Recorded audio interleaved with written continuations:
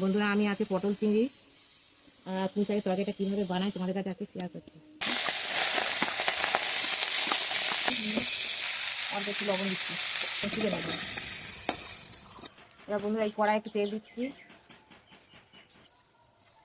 বন্ধুরা একটু ফোড়ন দিচ্ছি, তেজপাতা।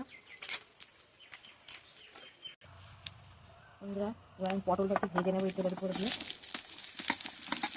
দিচ্ছি। কুমড়ো আর আলু কেটে রাখা সবজিটা দিয়েছি।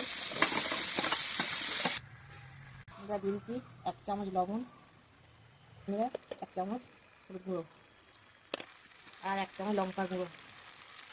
বন্ধুরা এবার দিয়ে দিচ্ছি পুঁই শাকটা, কেটে রাখা পুঁই শাকগুলো দিয়ে দিচ্ছি, ঢেকে দিচ্ছি, সিদ্ধ হয়ে যাবে। ভালো সিদ্ধ হয়ে যাক, সিদ্ধটা প্রায় হয়ে এসছে। বন্ধুরা এবার আমি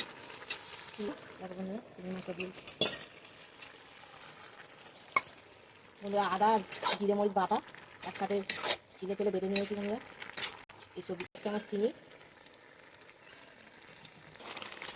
এরকম ড্রাই বেশি ড্রাই করবো না, কারণ বেশি ড্রাই হলে খেতে ভালো লাগবে না। বন্ধুরা এরকম অল্প অল্প একটু গ্রেভি হতে থাকবে, তাহলে ডালাটা খেতে ডালাটা খেতে ভালো লাগবে। হয়ে গেছে, এবার আমি নামিয়ে নেব।